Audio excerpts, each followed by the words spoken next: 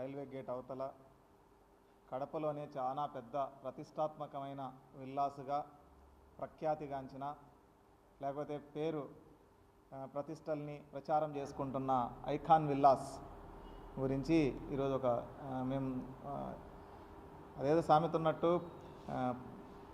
మేడిపండు చూడ మేలిమై ఉండు పొట్ట విప్పి చూడ పురుగులుండు అని ఇవన్నీ పేరుకు బ్రోచర్లకు బ్రహ్మాండంగా ఉంటాయి. ఇట్లా బ్రోచర్లు బాగా దిట్టంగా వేస్తారు, కలర్ఫుల్గా వేస్తారు, మందంగా వేస్తారు, అక్కడ కూడా బోర్డులు బాగా వేస్తారు, అన్నీ గొప్ప గొప్పగా చేస్తామని ఇట్లా అన్నీ ప్రకటిస్తారు. ఆశ్చర్యం ఏమిటంటే ఈడుండేటి ఏం ఆడుండవు, ఈ బ్రోచర్లో మాత్రమే ఉంటాయి, అవి పేపర్ మీద మాత్రమే ఉంటాయి. ఈ బ్రోచర్లో పేపర్ మీద ఉండేటి ఏవి ఆడుండవు. మీరు గమనిస్తే వాళ్ళు చాలా ఆర్భాటంగా ఇక్కడ ప్రకటించినారు చూడండి. ఇక్కడ క్లబ్ హౌస్ అని, లేకపోతే స్విమ్మింగ్ పూల్ అని, లేకపోతే జిమ్ అని, లేకపోతే పార్క్ అని అన్నీ ప్రకటించినారు. ఏ ఒక్కటైనా ఆడుందేమో నేను చూద్దాం పదండి అని చెప్పి అడుగుతున్నాను. ఆశ్చర్యం ఏమిటంటే ఇందులో ఇవన్నీ ఏమీ లేకపోయినా, ఇవన్నీ అక్కడ ఎవరికైతే ఇండ్లు అమ్మినారో వాళ్ళకి కల్పించకపోయినా అధికారులు వాటికి అనుమతి ఇవ్వడం. వాస్తవానికి ఏం జరగాలి అని అంటే లేఅవుట్లో ఇండ్లు ప్లాన్ అప్రూవల్ అయ్యే సమయానికే వాళ్ళు అక్కడ అవన్నీ కన్స్ట్రక్ట్ చేస్తున్నారా లేదా అన్న విషయాన్ని నగరపాలక సంస్థ అధికారులు పరిశీలించి ఉండాలి. అది చేయలే. అసలు మొత్తం ఐకాన్ విల్లాస్ గురించి లోతుగా అధ్యయనం చేసే తెలిసింది ఏంటంటే అది ఒక పెద్ద పాపాల పుట్ట. ఐకాన్ విల్లాస్ అనేది ఒక పెద్ద పాపాల పుట్ట. ఎంత పాపాల పుట్ట అంటే, ఒకటి, అది ప్రభుత్వ భూమిలో సుమారుగా 7 ఇండ్లు పంట కాలువ మీద ఉన్నాయని రెవెన్యూ డిపార్ట్మెంట్ నోటీస్ ఇచ్చింది.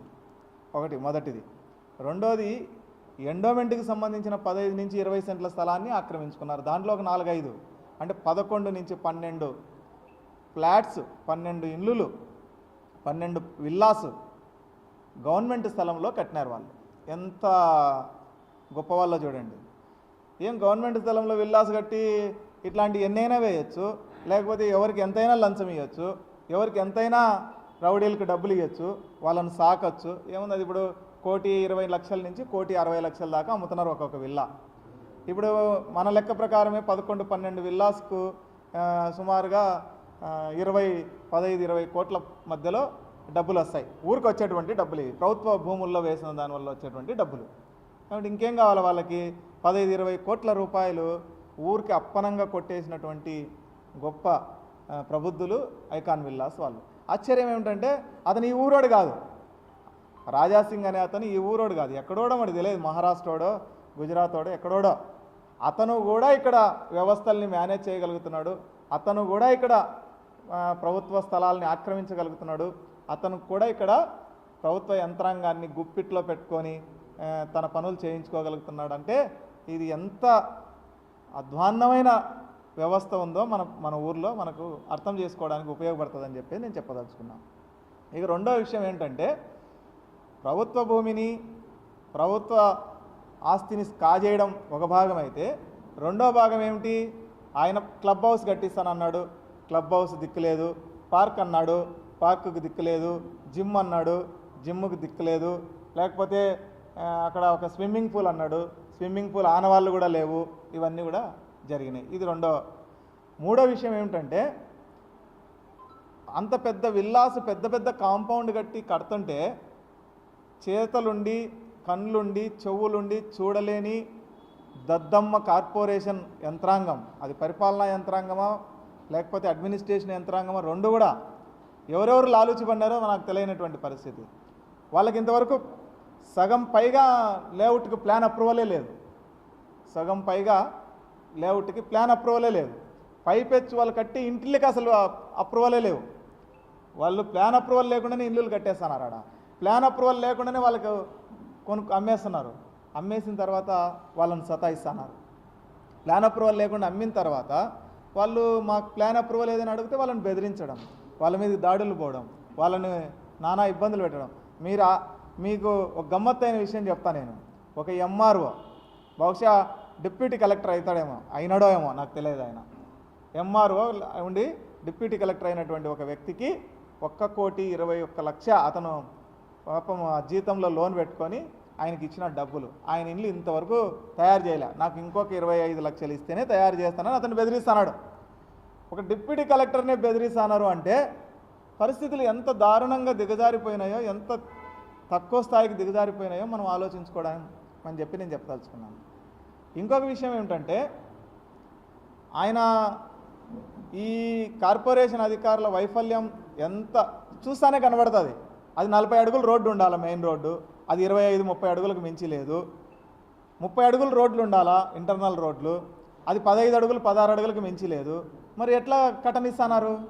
ఎట్లా ఒప్పుకుంటుంది కార్పొరేషన్? ఎట్లా ఒప్పుకుంటుంది? అదే పేదవాళ్ళ మీదకైతే జులుం చేస్తారా? మీరు ట్యాక్స్ కట్టలేదు, అది కట్టలేదు, మీకు కనెక్షన్ కట్ చేస్తాం, నీళ్ళు కట్ చేస్తాం, మీకు మీ ఇంటికాడికి వచ్చి దొండోరు వేస్తాం, మీ ఇంటికాడికి వచ్చి లాక్కొసుకుంటాం అని చెప్తారా? ఆ ఐకాన్ విల్లాస్ వాళ్ళు నాకు తెలిసి 10 నుంచి 12 కోట్ల రూపాయలు గవర్నమెంట్ కట్టాల్సినటువంటి డబ్బులు పెండింగ్లో ఉన్నాయి. ఏం చేస్తున్నారు అని అడుగుతున్నాను నేను ఈరోజు. కార్పొరేషన్ అధికారులు ఏం చేస్తున్నారు? ఏం కళ్ళు అప్పగించుకొని ఉన్నారా, లేకపోతే వాళ్ళకి అమ్ముడు పోయినారా, లేకపోతే వాళ్ళతో లాలుచి పన్నారా? ఏం చేస్తున్నారు కార్పొరేషన్ అధికారులు? టౌన్ ప్లానింగ్ వాళ్ళు ఏం చేస్తున్నారు? రెవెన్యూ వాళ్ళు ఏం చేస్తున్నారు? ఇంజనీరింగ్ అధికారం ఏం చేస్తున్నారు? అక్కడ వాళ్ళు ఒక్కటి కూడా ఇంజనీరింగ్ పద్ధతి ప్రకారం జరగలే. వీటన్నింటికన్నా దారుణం ఏమిటంటే, అసలు వాడు బిల్డర్, వాడు కట్టి ఇండ్లు అప్పగించి పోతాడు. అక్కడ ఉన్న వాళ్ళందరూ కలిసి అసోసియేషన్ పెట్టుకుంటారు, గేటెడ్ కమ్యూనిటీ అసోసియేషన్ అని పెట్టుకుంటారు. గేటెడ్ కమ్యూనిటీ అసోసియేషన్ వాళ్ళు పెట్టుకొని వాళ్ళు ఎవరినో ఒకరిని ఎన్నుకుంటారు. వీడేం చేస్తున్నాడు తెలుసా? రౌడీల్ని తీసుకొని పోయి, మీరెవరు మీటింగ్ పెట్టడానికి లేదు, మేము పెట్టిన వాళ్ళే అసోసియేషన్ ప్రెసిడెంట్ ఉండాలా, మేము చెప్పిన వాళ్ళే అసోసియేషన్ ప్రెసిడెంట్ ఉండాలా, మేము చెప్పిన వాళ్ళే అసోసియేషన్ నడపాలా అని చెప్పి వీడు బెదిరిస్తున్నాడు వాళ్ళని. అంటే 70 మందిని ఈ కాంట్రాక్టర్ లేకపోతే ఈ బిల్డర్ పోయి బెదిరిస్తూ ఉంటే వ్యవస్థ ఏమనుకోవాలి దీన్ని? అన్నింటికన్నా దారుణం కదా. ఒక మనుషుల్ని బెదిరించడం ఏంది? వ్యవస్థలో మనుషుల్ని బెదిరించడం ఏంది? బెదిరించడమే కాకుండా గత కొన్ని సంవత్సరాలుగా మెయింటెనెన్స్ పేరుతోటి, మెయింటెనెన్స్ ఎవరు చేసుకుంటారు? అసోసియేషన్ మెయింటైన్ చేసుకుంటుంది. నువ్వు కట్టించి వదిలిపోతే 1500 ప్రతి ఇంటికి వసూలు చేస్తున్నాడు ఈయన. ప్రతి సంవత్సరం ప్రతి నెల 1500 వసూలు చేస్తున్నాడు. ప్రతి నెల 1500 వసూలు చేసి సుమారుగా 70-75 ఇండ్లకు లేకపోతే 80 ఇండ్లకో వసూలు చేసి దానికి లెక్క చెప్పడంలా. దానికి లెక్క చెప్పకపోగా ఇతను కన్స్ట్రక్ట్ చేసుకుంటున్నటువంటి ఇండ్లకు వాడుకుంటున్న వాటర్ బిల్లు కూడా ఈ మెయింటెనెన్స్ డబ్బుల్లో నుంచే కడుతున్నాడు. 55,000 కరెంటు బిల్లు ఆయన ఇల్లులు కట్టుకుంటాడు. వాళ్ళాడ అన్ని రకాల పనులు చేసుకుంటారు. వాటికి నీళ్లు సప్లై అంతా దీని నుంచే తీసుకుంటారు. అదంతా కూడా అసోసియేషన్కు తరపున వసూలు చేసిన డబ్బుల్లో నుంచే తీసేసుకుంటున్నటువంటి పరిస్థితి ఉంది. ఇంత దారుణమైన పరిస్థితులు ఒకటి ప్రభుత్వ భూమిని ఆక్రమించినారు, 2 ప్రభుత్వ చట్టాలని ఉల్లంఘించినారు, 3 భూమి కన్వర్షన్ కాలేదు, 4వది ప్లాన్ అప్రూవల్ కాలేదు, 5వది ప్లాన్ అప్రూవల్ కాకుండానే ఇండ్లు కడుతున్నారు. ఇండ్లకు ప్లాన్లు లేవు, ఇండ్లకు అప్రూవల్స్ లేవు. ఇండ్లకు అప్రూవల్స్ లేకపోవడంగానే కాకుండా ఆ ఇండ్లు నాసిరకంగా కడుతున్నారు, అడిగితే బెదిరిస్తున్నారు. 6వది ఏమి రోడ్లు, అది ఏదైతే కార్పొరేషన్ పద్ధతుల ప్రకారం ఉండాలనో, ఈ కార్పొరేషన్ సిస్టమ్ ప్రకారం ఉండాలనో ఆ ప్రకారం లేవు. నీకు 40 అడుగుల రోడ్లు ఉండాలా, 30 అడుగులు, అది విల్లాస్, అందులో అది గేటెడ్ కమ్యూనిటీ, అదేదో ఇది కాదు. ఇప్పుడు కొత్త ఇదేమి అక్కడ కొంత స్థలం మిగిలించుకొని ఉన్నారు. ఏదైతే స్విమ్మింగ్ పూల్కు, ఏదైతే పార్కుకు, ఏదైతే జిమ్కు మిగిలిచినారో దాంట్లో అపార్ట్మెంట్ కడతాడంట. ఇది కొత్త పద్ధతి. మళ్ళీ గేటెడ్ కమ్యూనిటీస్లో విల్లాస్ కట్టిన తర్వాత, విల్లాస్ కోసం కేటాయించిన తర్వాత, విల్లాస్ కోసం అప్రూవల్ తీసుకున్న తర్వాత, విల్లాస్ కోసం అప్లై చేసిన తర్వాత నువ్వు అపార్ట్మెంట్ ఎట్ట కడతావు? ఏ ధైర్యంతో చెప్తున్నావు? ఏ హక్కుతో చెప్తున్నావు? ఎక్కడి నుంచి వస్తున్నాయి నీకు ఈ కొమ్ములు? ఎక్కడి నుంచి వస్తున్నాయి ఈ తప్పుడు పద్ధతులు ఈ లేఅవుట్లు వేసేటువంటి ఓనర్లకి అని చెప్పి నేను అడుగుతున్నాను ఈరోజు. ఇవన్నింటిని అడిగినందుకు, వాళ్ళ అసోసియేషన్ మీటింగ్ పెట్టుకునేందుకు మీకు ఇంకా ఒక బాధాకరమైన విషయం చెప్తాను నేను. వీళ్ళందరూ కలిసి ఒక అసోసియేషన్ పెట్టుకున్నారు. ఆ అసోసియేషన్ ప్రెసిడెంట్ మేము కలిసి వెళ్తే ఆయన మాతో పాటు వచ్చినాడు. ఆ అసోసియేషన్లో ఇంకొక 2-3 మాతో పాటు వచ్చినారు. మా ఫోటో రానియొద్దునా, మా భయం వేస్తుంది అంటున్నారు.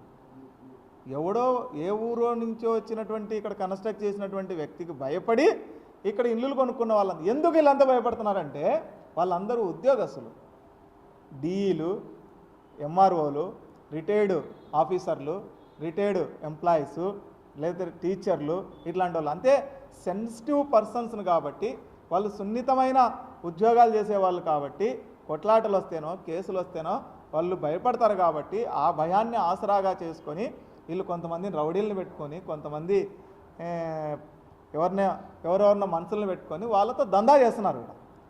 కాబట్టి నేను ఒకటి కార్పొరేషన్ని డిమాండ్ చేస్తూ ఉన్నాను, తక్షణమే దానిపైన సమగ్రమైన విచారణ జరిపించాలి. అక్కడ జరిగిన వైలేషన్స్ అన్నింటిపైన క్రిమినల్ కేసులు నమోదు చేయాలి. రెండోది, ప్రభుత్వ భూమిని ఆక్రమించిన దాని మీద నోటీసులు ఇచ్చి సరిపెట్టద్దు. రెవెన్యూ యంత్రాంగం తక్షణమే ఆ నోటీసుల పైన వాళ్ళు ఇచ్చిన సమాధానాలపైన ఫర్దర్ యాక్షన్కి పోవాలని చెప్పి నేను డిమాండ్ చేస్తున్నాను.